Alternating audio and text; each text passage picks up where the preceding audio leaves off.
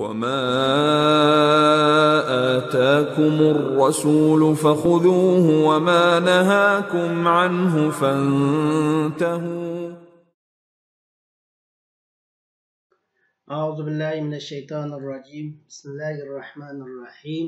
الحمد لله والصلاة والسلام على رسول الله وعلى آله وصحبه ومن والاه أما بعد. Assalamu alaikum qarindoshlar. Biz bugun hadis ko'rsatmalar darsimizning 88 darsini o'qiymiz. Darsimizning mavzusi jannat ahlining yerimi mushu ummatdan degan haqda bo'ladi. Bu haqda biz Peygamberimiz sallallohu alayhi ve sellem'nin bir hadisini ko'rib o'tamiz.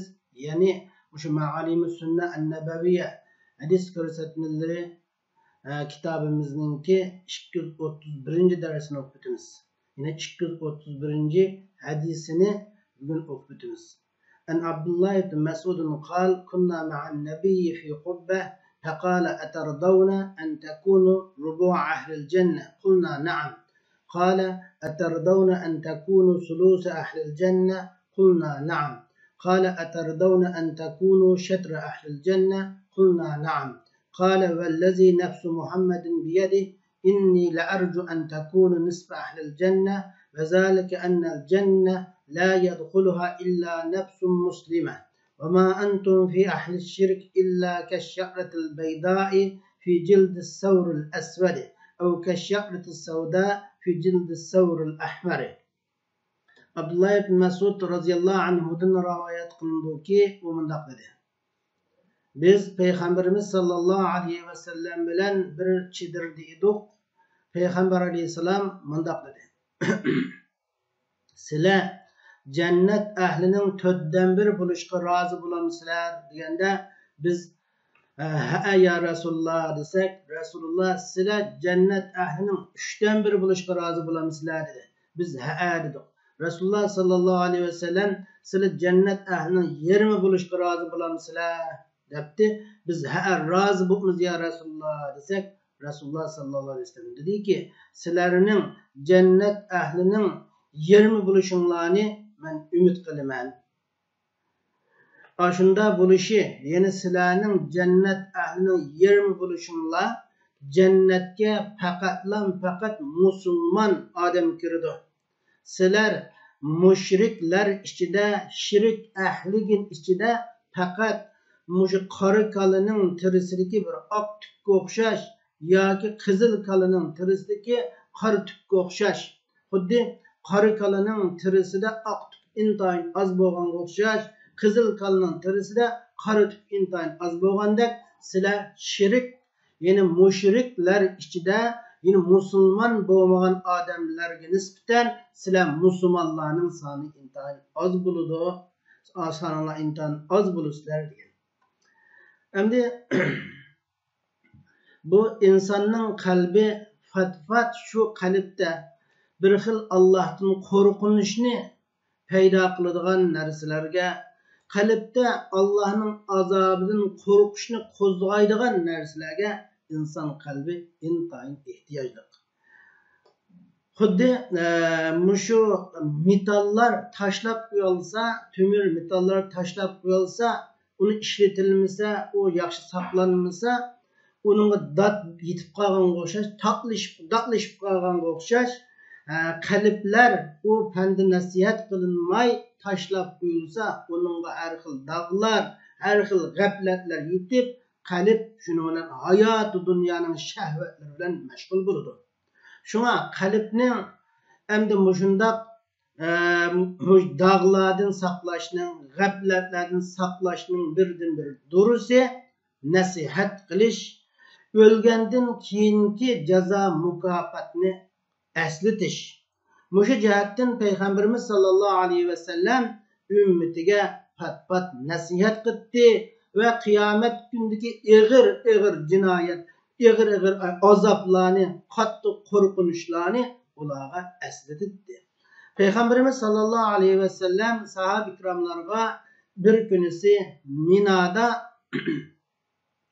Resulullah sallallahu aleyhi ve sellem'in etrafında 40'a yakın sahabe oturup atkan çağda bir çedirde turup Peygamber aleyhisselam mundaq xabarini berdi.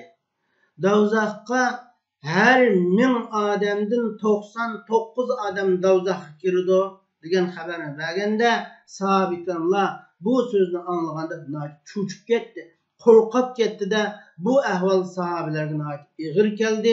Sahab ikramlarning yüzlerinde bir xil g'am, qayg'u, qo'rqinishlar oshkor bo'ldi va ular yig'lashga boshladi. Rasululloh sallallohu alayhi va sallam sizlarga nim bo'ldi? Nimishqa yig'lab ketisizlar? Nimishqa bu darajada qo'rqib ketisizlar? Nimish bo'ldi sizlarga deganda ular dediki, ya Rasululloh, ey Allohning payg'ambari, musha her 1000 odamdan 99'u dozaqqa kirsa, bu uningdagi nima qilib qoldi? Hammadan asos dozaqqa kirib ketadi ekan. Bizning ichimizdan shu 1000dan qilib qolgan birisi qolsa, demak bizning her 1000imizdan 99 dozaqqa kirib ketsa, her 1000 odamdan 99 kirib ketsa, 999 dozaqqa kirib ketsa, bizning kim qilib qoladi ya Rasululloh deb yana ular qayta yig'lashga boshladi. Ularga Rasululloh sallallohu alayhi vasallam dediki, xushal bo'linglar. Men sizlarga musulmonlarning qiyomat kuni kafirlar ichida musulmonlarning sonining intayin oz bo'lganligini xabar beraman. Ya'ni qiyomat kuni kafirlar intayin ko'p, musulmonlarning soni intayin oz bo'ladi deb Rasululloh sallallohu alayhi vasallam ularga dediki, sizlar jannat ahlining 4dan 1 bo'lishga rozi bo'lamisizlar? Sizlar jannat ahlining 3dan 1 bo'lishga rozi bo'lamisizlar? deb oxiri sizlar jannat ahlining 20 bo'lishga rozi bo'lamisizlar deganda sahobalar hammasi ha biz rozi bo'lamiz ya Rasululloh degan chog'da Rasululloh sallallohu alayhi vasallam dediki, Muhammadning jini qulda bo'lgan zot Alloh bilan qasamki, men sizlarning jannat ahlining 20 bo'lishinglarni umid qilaman. Shunda bo'lishi jannatga faqat musulmon odam kiradi. Jannat kafirga harom qilingan deb Payg'ambarimiz sallallohu alayhi vasallam dunyodami musulmonlar sonining kafirlar, mushriklarning soniga nisbatan oz bo'ladiganligini, qiyomat kundimi musulmonlarning sonining oz bo'ladiganligini bayon qilib dediki, sizlarning misolinglar ummatlar ichida qora kalaning tirisiga oq tukning misoliga o'xshash yoki qizil kalaning tirisiga qora tukka o'xshash shunday oz bo'lasizlar deb shunday degan. Endi darsimizda xulosalaydigan bo'lsak, bu hadisda biz shuni tuvandagi mazmunlarni ko'ra olamiz. Allah subhanahu va taolo bu ümmeti Muhammadiyani hurmatlaganligi, ümmeti Muhammadiyani boshqa ummatlardan ortiq qilganligini ko'ra olamiz. Chunki jannat ahlining 20 o'sha ümmeti Muhammadiyadan bo'lganligi, mana bu Allohning ümmeti Muhammadiyani katta hurmatlaganligi, bularni boshqa millatdan ortiq qilganligi namoyandasi.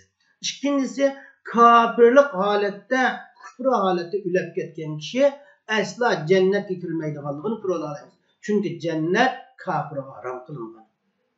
Üçüncü bir nokta, yine bu dersden ko'ra olamizki, musulmonlarning soni boshqa insonlarga nisbatan, kafirlarga nisbatan intayin oz bo'ladiganligini ko'rg'ili bo'ladi.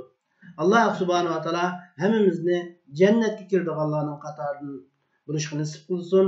Va oxir da'vana alhamdulillahi robbil alamin.